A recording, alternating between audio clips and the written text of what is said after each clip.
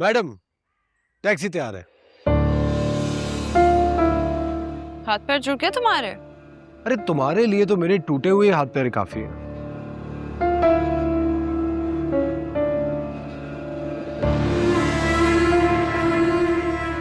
उसे क्या देख रही हो? वो मंगेतर है तुम्हारा, उसके साथ नहीं जा सकती तुम। चलो।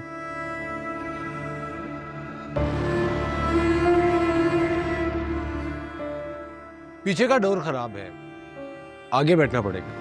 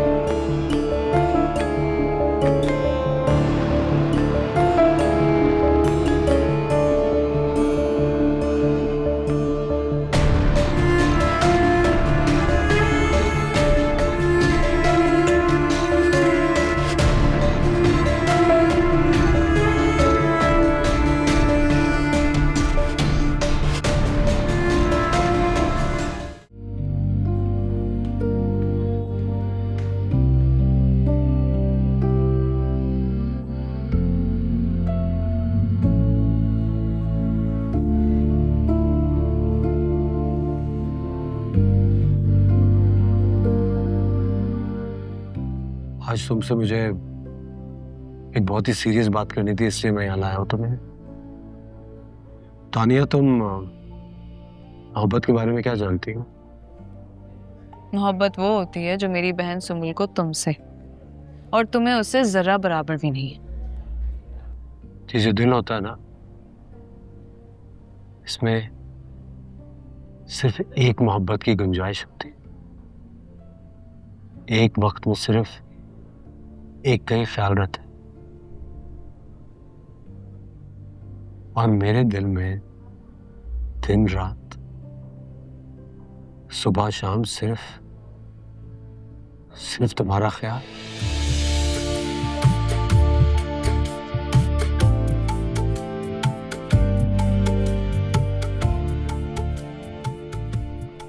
इसमें किसी और के ख्याल की जगह नहीं है। उमैर, मैं तुम्हारी ये फजूल बकवास सुनना ही नहीं चाहती। मैं तुमसे एक बात साफ साफ कह देना चाहता हूं, मेरी जिंदगी का अब कोई दूसरा मकसद नहीं रहा है। मेरी स्टडी, मेरा करियर, मेरी लाइफ, मेरे माँ बाप की सारी उम्मीदें, सब कुछ दांव पे लग चुका है सिर्फ तुम्हारे लिए। मैं तुम्हारे लिए अपनी जिंदगी को खतरे में डाल चुका हूं। अपनी मोहब्बत का इससे ज्यादा कोई क्या सबूत दे सकता है? सुंबुल मेरे बगैर कैसे जिएगी मैं नहीं जानता, लेकिन मैं तुम्हारे बगैर नहीं जी सकता हूं, बल्कि जीना नहीं चाहता हूं। शादी करूंगा तो सिर्फ तुमसे। न चाहे तुम्हारी पंचायत के लोग मुझे मार डालें, मारने से तो मैं पहले भी नहीं डरता था और ना अब डरता हूं।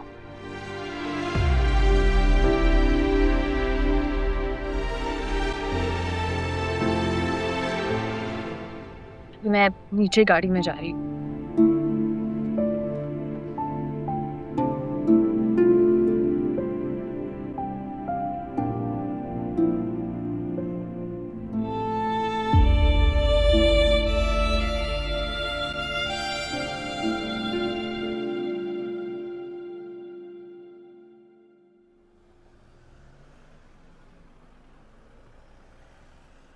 जो कुछ नहीं समझ आ रहा। क्या नहीं समझ आ रहा है? केमिस्ट्री? मैं हादिया की बात कर रहा हूँ। मुझे घास ही नहीं डाल रही है, पूछ भी नहीं रही है, ना बात कर रही है मुझसे। देख, जिस गधे को घास ना मिल रही हो उसे कुछ और ट्राई करना चाहिए। क्या ट्राई करूं? सैंडविच। तू कभी ना सीरियस भी हो जाया कर। मेरा ना पढ़ाई में ध्यान ही नहीं लग रहा है। मेरा दिल ही नहीं चाह रहा क्लास में जाने को। अच्छा सुन, तेरी लड़की सेट करने के लिए ना मैंने बहुत ही अच्छा फॉर्मूला निकाला है। क्या? अरे उसको इमोशंस दिखा, इमोशंस। जाके उसे कहते कि तू उसके बगैर नहीं जी सकता, मर जाएगा। बस? हाँ, मैंने तो तानिया के साथ यही किया। मैं उसके सामने गया, मैंने कहा कि देखो, मैं तुम्हारे लिए मर भी सकता हूँ और मार भी सकता हूँ। तो फिर क्या? फिर वो सोच में पड़ गई। तो उसने हाँ किया कि नहीं? अरे यार, जब लड़की सोच में पड़ जाए इसका मतलब होता है हाँ। इसका मतलब अगर मैं हादिया के पास जाऊंगा और उसे सब कुछ कहूंगा और अगर वो सोच में पड़ गई तो इसका मतलब तुझे सेट हो गई। अरे इतनी जल्दी क्या ए, तो और कैसे इजहार करे वो अपनी सच्ची मोहब्बत का? तुम्हारी खातिर उसने अपनी जान की बाजी लगा दी। अगर तुम उसकी मोहब्बत को ठुकरा कर किसी और की मोहब्बत मिल भी जाती है ना, तो वो उमैर की तरह तुमसे मोहब्बत नहीं करेगा। उसके बाद तुम्हारे पास पछतावे के अलावा और कोई चारा नहीं होगा। तुमने फिर उसकी हमदर्दी में उसकी माया शुरू कर दिया ना। ये भी तो सोचो जिस तरह मैं सोच रही हूँ। तुम्हें सुंबुल का ख्याल आ रहा है, लेकिन सुंबुल को पता है कि उमैर उससे मोहब्बत नहीं करता है। उसने खुद ही बताया था ना। और अगर वो ये जानेगी कि उमैर मुझसे मोहब्बत करता है तो कितना दुख होगा उसे, अंदाजा है? इसमें तुम्हारा तो कोई कसूर नहीं है, बल्कि किसी का भी कोई कसूर नहीं है। कसूर तो बेचारी सुंबुल का भी कोई नहीं है। ये तो किस्मत की बात है ना। हमें याद है शुरू में जब उमैर आया था तो मेरा भी क्रश था उसके ऊपर, लेकिन जब मुझे पता चला कि सुंबुल से उसकी एंगेजमेंट हुई है तो मैं भी पीछे हट गई। इसी तरह सुंबुल को भी पीछे हट जाना चाहिए, क्योंकि उमैर का क्रश तुम हो, वो तुमसे मोहब्बत करता है। इसके अलावा और कोई चांस नहीं है। ये मोहब्बत अब नहीं होगी, ये दिल रो कर पुकारे, दर्द ही बस दर्द लिखे है नसीबों में हमारे। लेकिन वजह क्या थी? वो क्यों नहीं करना चाहती थी वो शादी? वजह तो आज तक कोई भी सही से नहीं बता सका। सबके अपने अपने अंदाजे हैं। और आपको क्या अंदाजा था? मेरा अंदाजा ये है कि उनके हाथ में दूसरी शादी की लकीर ही नहीं है। इससे ज्यादा और कोई अंदाजा नहीं है। चाचू, हर वो बात जिसमें आप बेबस हो जाते हैं उसका सारा ब्लेम आप तकदीर पर डाल देते। भाई, जो बात हमारे बस में होती है वो भी हमारी तकदीर होती है, और जिस बात में हम बेबस होते हैं वो भी हमारी तकदीर होती है। पहले तो आप कह रहे थे कि हम अपनी तकदीर अपने हाथों से बनाते, और अब आप तकदीर के हाथों बेबस होने का सबक दे रहे हैं मुझे। अच्छा, तो तुम ये बताओ, तुम अपने बाप की मर्जी के खिलाफ मेरे कहने पे हमारे घर आके टिके हो, किसकी मर्जी से? चाचू, जाहिर है अपनी मर्जी से। राइट। तुम सलमान भाई के घर ही क्यों पैदा हुए? किसी शाही खानदान में पैदा क्यों नहीं हुए? मुझे अगर हर बात तुम्हारी मर्जी से होनी है तो तुम बकिंगम पैलेस में पैदा क्यों नहीं हो गए?